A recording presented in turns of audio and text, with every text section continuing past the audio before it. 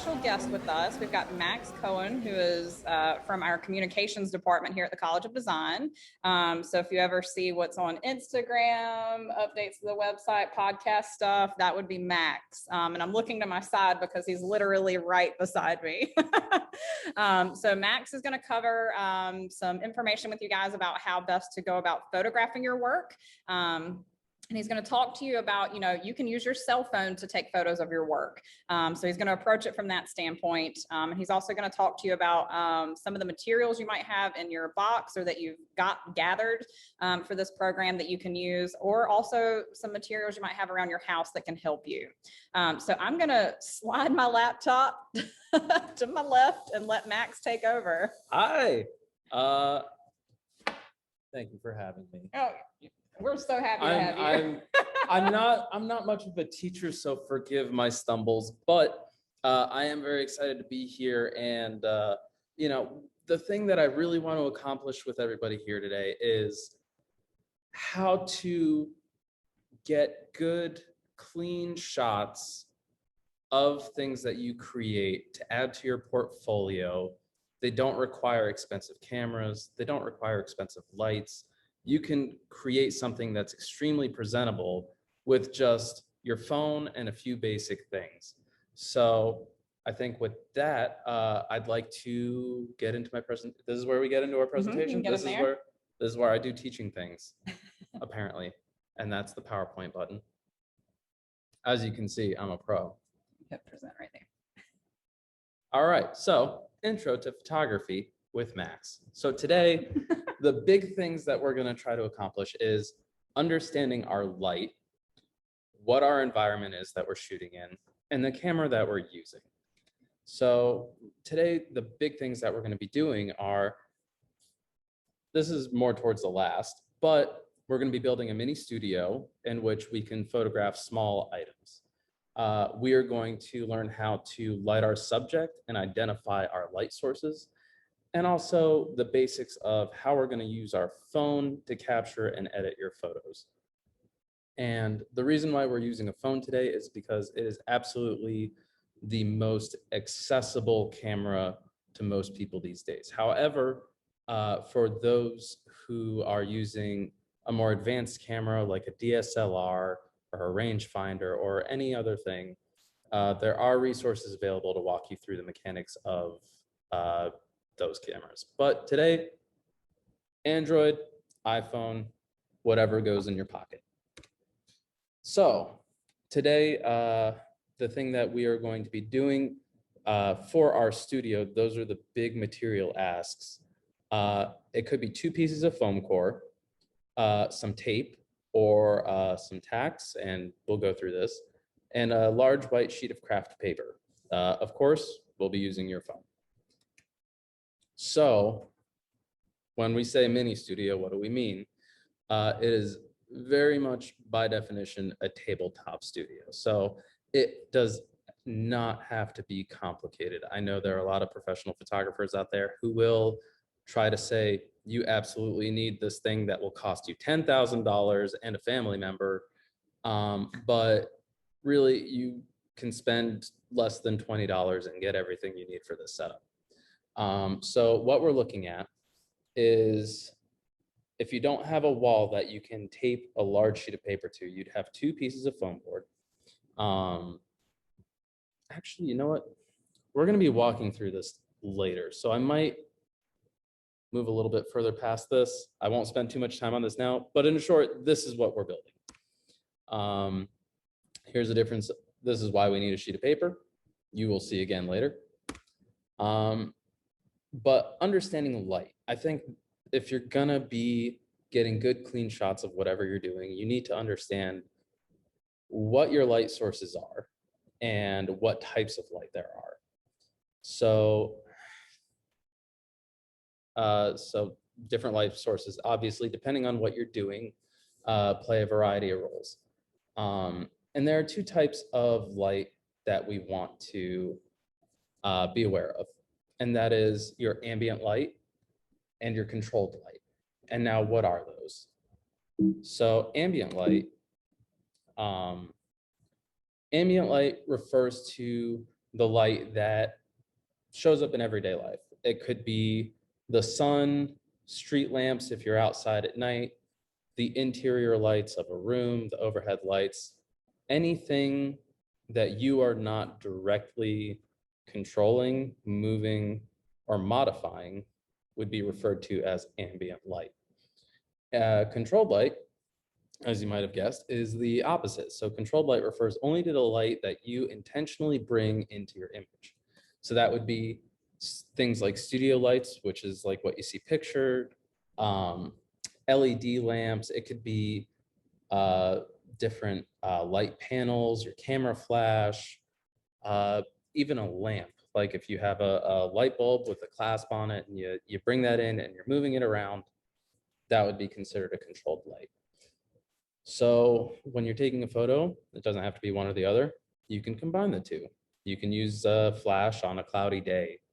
You can bring a studio light outdoors. You can mix the light, right? And as you might have guessed, you'd call that mixed light. So this is a portrait done strictly studio setting. Only controlled light was used in this portrait compared to this man's portrait, who is actually my dad. His name is Bob. He's pretty cool. But this was shot using only ambient light. So it was a cloudy day. The light was coming from above. There were no other light sources in this photo. And here's an example of mix. So this was done on a commercial shoot at sunset. So if you can tell, behind the woman, the sun is setting below that tree line on the left.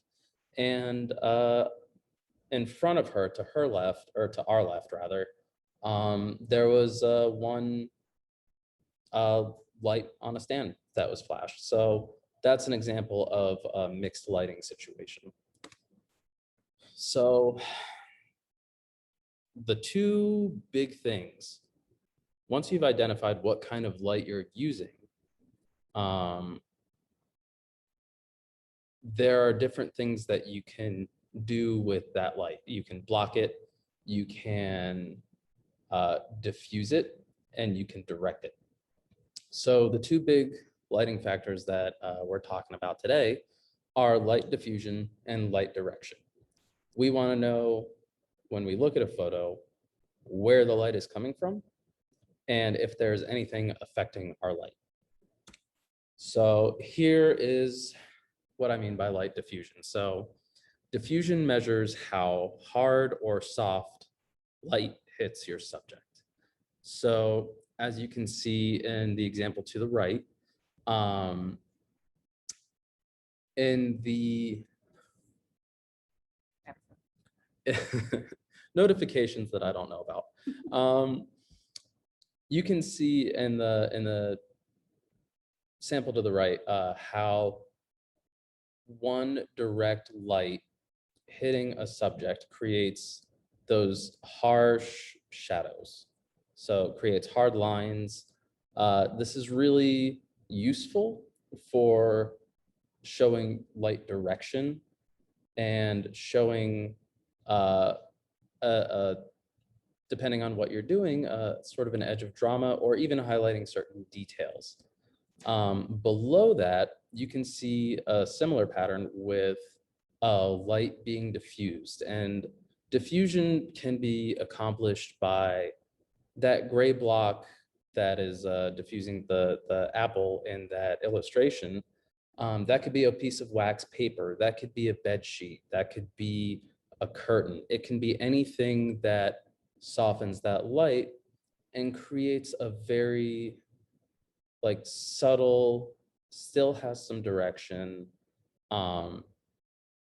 It's you'd use this a lot of times for things like portraits when you don't want to have harsh shadows on a person's face. So all kinds of modifiers exist. If you're looking in the professional lighting world, you're looking at things like umbrellas, soft boxes, reflectors, beauty dishes. There are so many light modifiers out there. It is ridiculous. But I am a big fan of wax paper. Wax paper is the best light diffuser that is only like a couple dollars. Fun fact.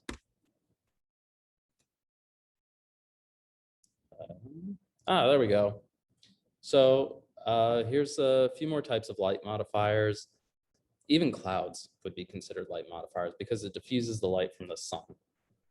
This, I think, is just a really good illustration of how different light modifiers affect the shadows behind a person. That is a big indicator of like how we identify what type of light is hitting our subject. I guess I must have mixed this up a little bit. So I'm going back, pardon me jumping around.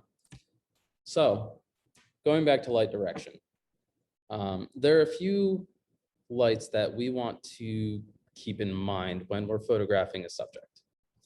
So the main light that we see is our key light, which is to the left of our camera. That is the main light that determines the direction of our light and how much detail is shown on the surface of our subject. The second most important light to consider is your fill light, which will determine how dark your shadows or how light your shadows will be. And we'll be seeing some examples of how each of these lights affect your subject.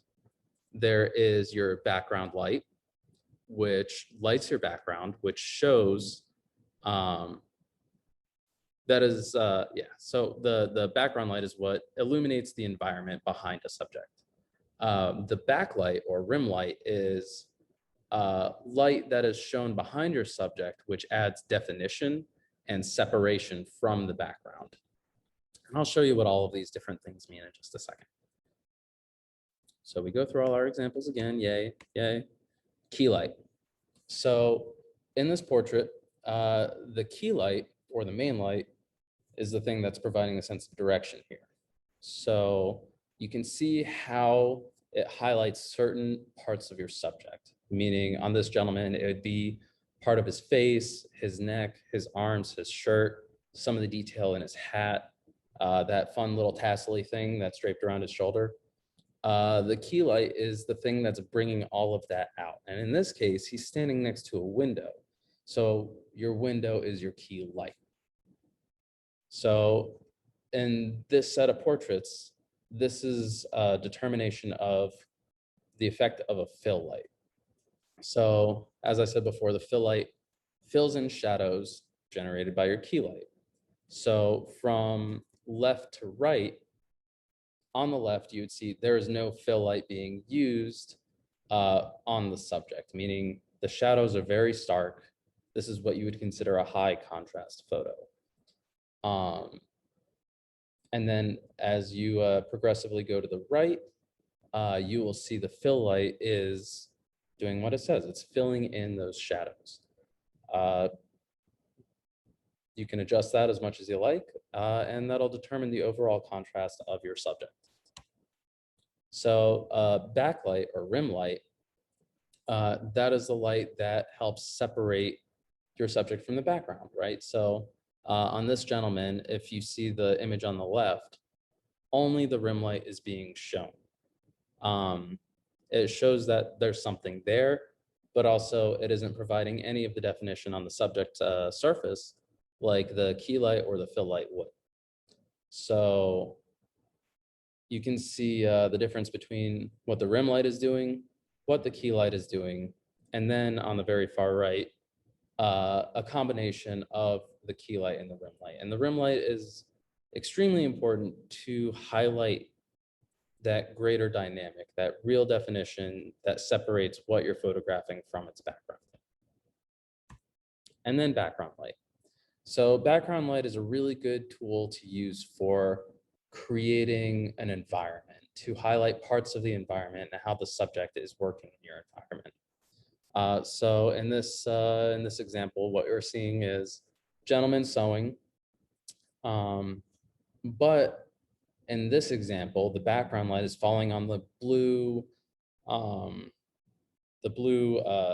item holder. I don't know what you'd call it, but that's where he keeps various things, buttons, needles, zippers, whatever. And that is something like you wouldn't have that element of the environment if that wasn't lit.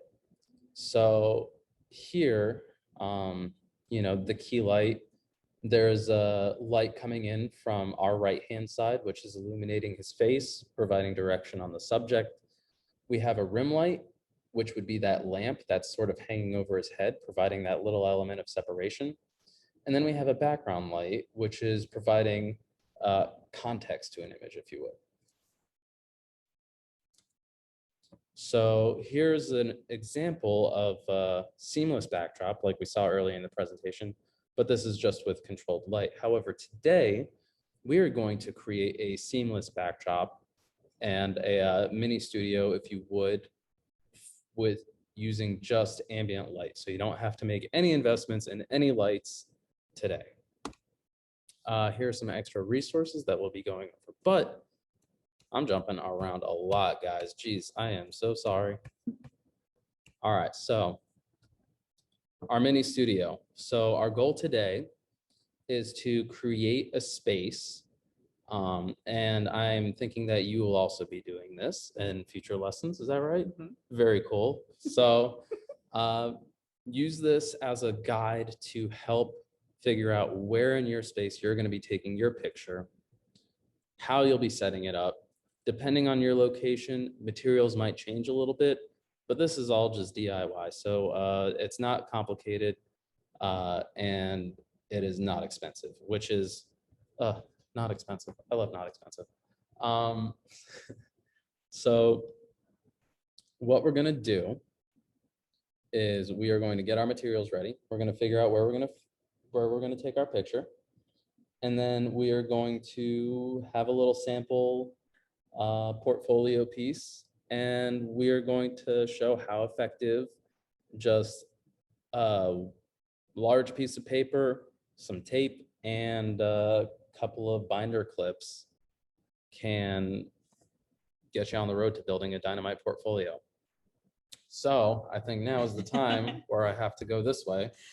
All right, so just to let everybody know, so Max is gonna do a little demo and set up and show you how you can set up your area. He's gonna then take a photo with his cell phone. He's gonna airdrop it to us, and then I'll share it with you so you can just see the result of what he takes. And just so y'all know, the phone that I'm using today it's an iPhone 6S. So this thing is 5 years old, 4 years old. That's old. It's pretty old. It's not great, but even with an old used phone, you can still make something that looks really good. All right, so let me get this set up for you guys. And Abby, do you have a spotlighted? Yes?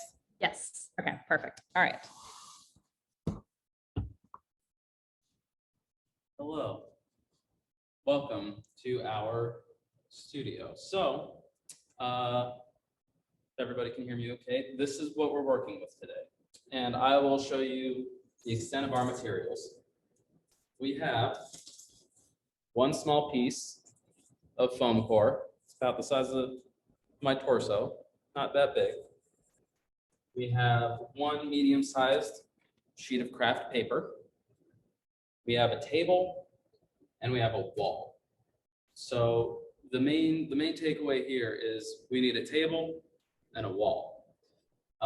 Here we happen to have like a billboard, pinboard type material. However, instead of pins, you could easily use tape.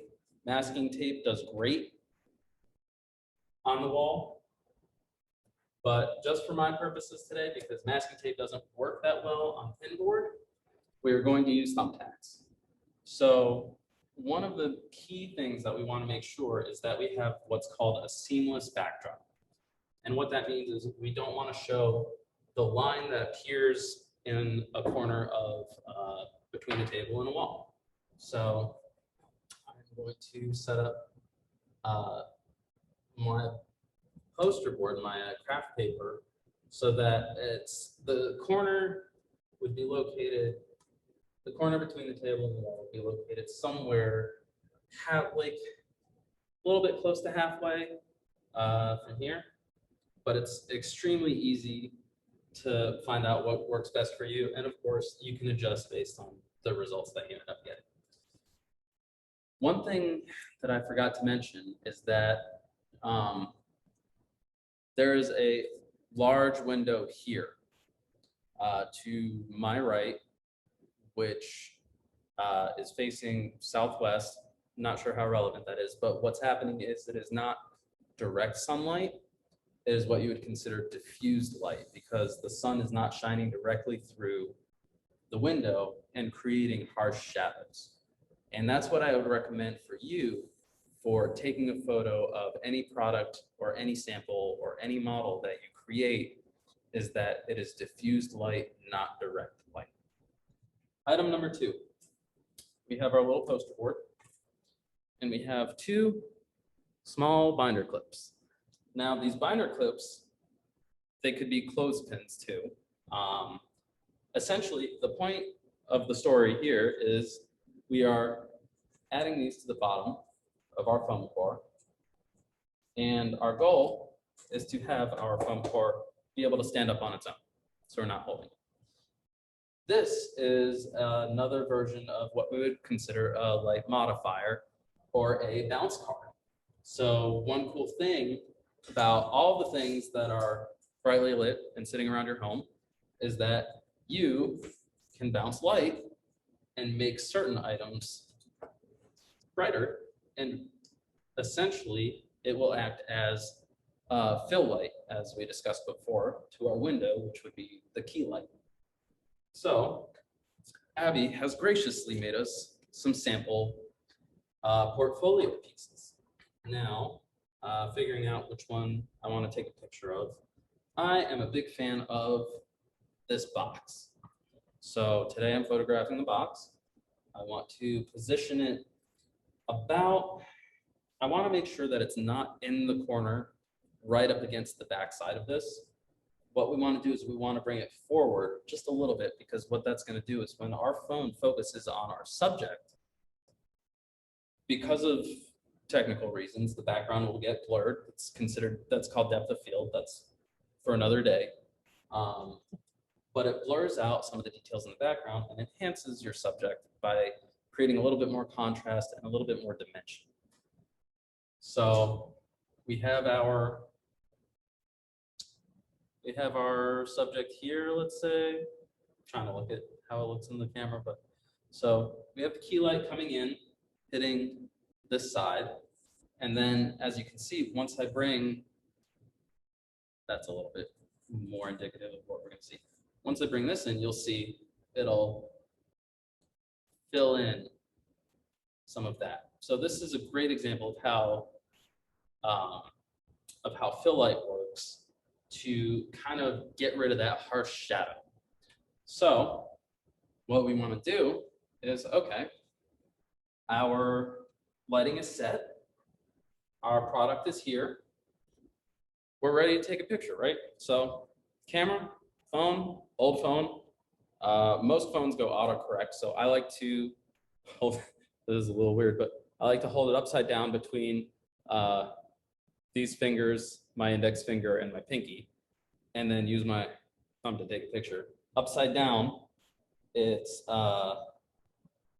pretty much, it'll auto rotate for me. But the thing that I want to accomplish here while photographing is I want to make sure that the rest of the environment, AKA where the table is, any other distractions like, okay, my bounce card, it's in the shot. I don't want my bounce card in the shot, right? So we take a picture. We could do it horizontally or vertically. So let's do horizontal, right? We don't want anything else in the shot. We will frame to capture the whole item and the whole shadow, because we really like that soft shadow that's coming to the right here. So I'll just do a couple of shots. And then, okay, I got that one, right? Let's do one more. It's got a little bit different of a dynamic. We like our lighting, so we want our portfolio to be consistent. So we're not going to change up anything in our lighting. So, excellent. And this, I think, how does this thing live? Like, is it? Let's keep it this way.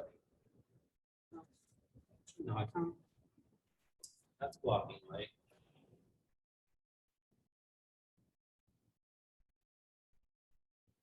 let's do it that way. I think that looks very good. There we go. So we've taken our pictures.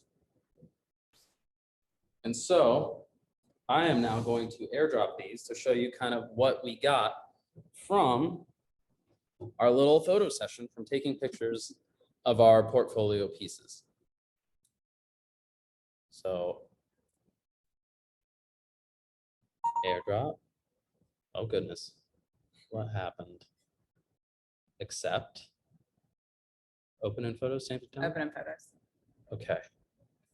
You can tell I've really done this before.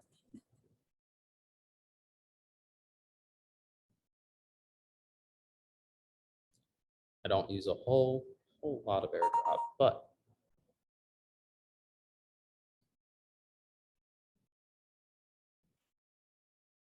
excellent. Okay, so is it recently, just go to photos? Oh, I guess go to that folder. Yeah. This one? Okay. So there are a couple of, Here, double click on it. Yeah, there you go. just over here. Will it move it? No, That's fine. that's fine. So it might not look like a whole lot right now, so I will share my screen with you, photos here. And so this is just sort of a basic photo of this little cardboard box, but it's very clean.